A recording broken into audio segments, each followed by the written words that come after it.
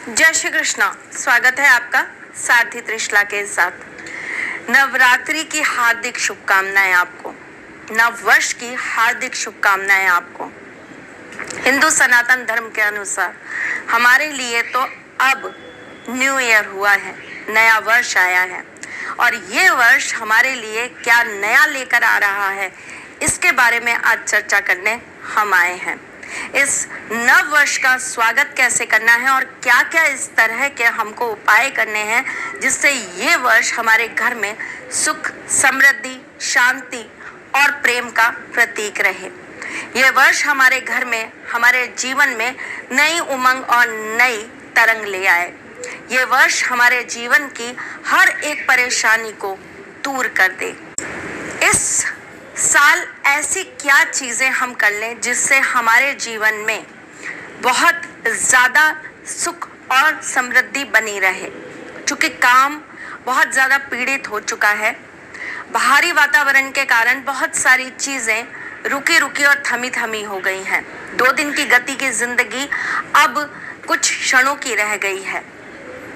हमें ऐसे कौन से उपाय करने चाहिए जिससे एक तो हमारे अंदर की नकारात्मकता कभी भी हम पर हावी ना हो पाए और हम जीवन के अंदर कभी भी किसी भी चीज़ को लेकर नाकामयाब ना हो, सफलता निश्चित रूप से हमें प्राप्त हो जाए।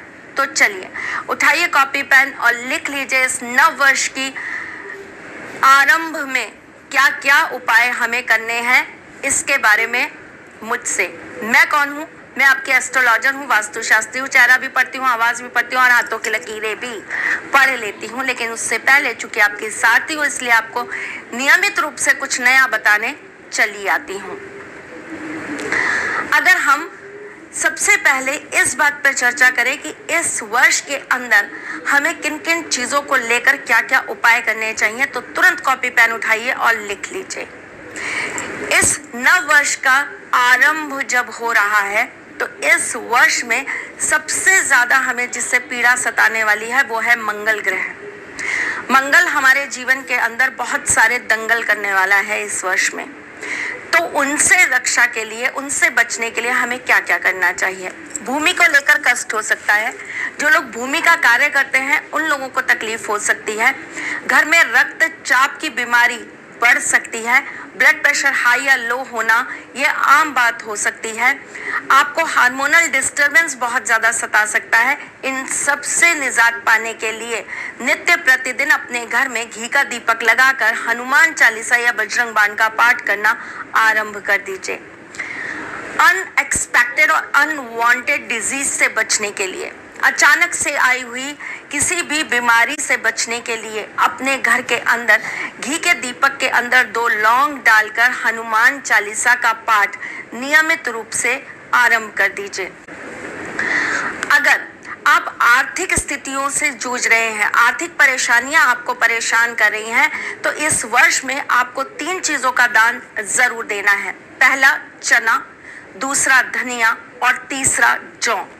नियमित रूप से किसी अच्छी तिथि पर जैसे कि एकादशी, द्वादशी, पूर्णिमा, अमावस, इन तिथियों पर इन 3 वस्तुओं का दान या तो आप एक समान मात्रा में, एक समान क्वांटिटी में करिए या फिर आप कुछ आगे पीछे कर एक बार आप चने का, एक बार जौ का और एक बार धनिये का, इस तरीके से भी आप किसी को दान कर सकते हैं। अगर आपके घर के अंदर अशांति बहुत रहती है तो आपको नियमित रूप से गाय को रोटी खिलानी है, लेकिन साथ ही साथ में आपको उस रोटी के ऊपर थोड़ी सी चीनी या शहद डालकर गाय को नियमित रूप से खिलाना है। ऐसा करने से आपके घर के कलह दूर हो सकते हैं। क्योंकि मंगल इस साल आपके लिए थोड़ा सा, आपके लिए मतलब हर एक राशि पर उसका इफेक्ट कुछ ना कुछ रहने वाला है। किसी पे थोड़ा ज़्यादा, किसी पे थोड़ा कम, लेकिन रहेगा सब पर। मंगल का भारी होना कहीं ना कहीं हमारे जीवन की कुछ समस्याओं को उत्पन्न कर ही देगा। अगर रिश्तों में प्रॉब्लम्स हो रही हैं तो आपको क्या करना चाहिए? नियमित रूप से अपने घर के अंदर देवी की पूजा आराधना जरूर करिए। देवी के मंदिर में नियमित रूप से लाल वस्त्र या लाल चुन्नी जरूर चढ़ाइए। देवी को अति प्रिय होता है सिंदूर, देवी के ऊपर सिंदूर जरूर चढ़ाइए।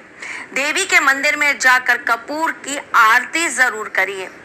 देवी के मंदिर में जाकर देवी की कोई भी पुस्तक, दुर्गा सप्तशती, दुर्गा चालीसा, इन सब का दान और भेंट जरूर करिए। अगर आप समर्थ हैं, आप कर सकते हैं, तो देवी के नाम पर जागरण या जगराता या चौकी जरूर रख लीजिए। अगर आप समर्थ हैं और कर सकते हैं, तो आप माता रानी का भोग बनवाकर गरीब लोगों में उसका वितरण जरूर करिए। इस साल में पानी की बहुत ज़्यादा प्रॉब्लम्स हो सकती हैं। हो सकता है लोगों को पानी से दिक्कतें बहुत हों, पानी से डिजीज होने लगे, बॉडी पर पानी की वजह से बहुत ज़्यादा प्रॉब्लम्स आए, ड्राइनेस बहुत आएगी, बहुत रूखापन रहेगा और बहुत ज़्यादा पानी का हमारे जीवन के ऊपर असर दिखाई देगा। तो आपको ज़्यादा से ज़्यादा पानी दान करना है, ज़्यादा से ज़्यादा लोगों को पानी पिलाने का कार्य करना है। प्याऊ अगर आप नहीं लगा सकते तो आप छोटे छोटे कैंप लगा लीजिए, छोटी छोटी जगहों पर आप पानी का वितरण करना चालू कर दीजिए। अगर आप पानी नहीं किसी को पिला सकते हैं या पानी नहीं किसी को दे सकते हैं, तो आप ये भी कर सकते हैं कि आप 9 मटकियां ले लें। उन मटकियों के अंदर आप 1-1 रुपए का सिक्का, 1 हल्दी की गांठ, कुछ धनिया, साथ में 2 काली मिर्च डालकर लोगों को भेंट स्वरूप दे दे या दान स्वरूप दे दे। और ये आपको उन लोगों को देना है जो गरीब लोग होते हैं, जो असमर्थ होते हैं, जिनको मटका खरीदने के लिए भी सोचना पड़ता है कि अरे 50 रुपए 100 रुपए खर्च हो जाएंगे। ऐसे लोगों को दे दीजिए। यकीन मानिए ये पानी तुल्य दान का ही काम करेगा। आप छोटी छोटी गंगा जल की शीशियां भी भेंट स्वरूप दे सकते हैं, मंदिरों में रख सकते हैं, लोगों को भेंट कर सकते हैं। अगर हो सके तो छोटी कन्याओं को आप पैर में पहनने के लिए जूतियां या चप्पलें जरूर दान करें, क्योंकि मंगल जो होता है वो भाई का कारक होता है। अगर आपके घर में कोई बड़े भाई हैं तो आप उनको लाल रंग का कोई कपड़ा जरूर भेंट स्वरूप दे दीजिए। इससे आपके जीवन में अकस्मात रूप से कोई भी नकारात्मकता नहीं आएगी, किसी भी तरह से आपके कामकाज में कोई अवरोध पैदा नहीं होगा। अगर आपके जीवन में बहुत सारी अशांतियां चल रही हैं और आपके जीवन में अचानक से कोई चीजें बनती बनती बिगड़ जा रही हैं और आपका अपना कॉन्फिडेंस लेवल बहुत लो होता जा रहा है, तो आपके इर्द गिर्द जो भी कचरा उठाने वाले लोग आते हों, उनको आप मंगलवार के दिन गुड़ जरूर दान में कर दीजिए और अगर हो सके तो गेहूं भी दे दीजिए। आप अपनी सामर्थ्य के अनुसार ये कार्य कर सकते हैं। हनुमान जी पर चोला चढ़वा सकते हैं। हनुमान मंदिर में बजरंग बाण का पाठ आप बैठकर चमेली के तेल के दीपक के सामने कर सकते हैं। हनुमान जी के मंदिर में आप केले का वितरण कर सकते हैं, गुड़ और चना आप वितरण कर सकते हैं। हनुमान जी के मंदिर के अंदर राम राम की माला आप लगा सकते हैं। बहुत छोटी छोटी चीजें हैं, अगर आप कर लेते हैं तो आने वाला नववर्ष आपके लिए बहुत सुखद और आनंदित हो जाएगा। आपके जीवन की समस्याएं दूर हो जाएंगी और आपके जीवन में आ रही भारी से भारी बड़ी समस्याओं का निवारण स्वतः ही होने लगेगा। फिर आऊंगी कुछ नया, कुछ अलग, कुछ अद्भुत लेकर। तब तक के लिए मुस्कुराते रहिएगा।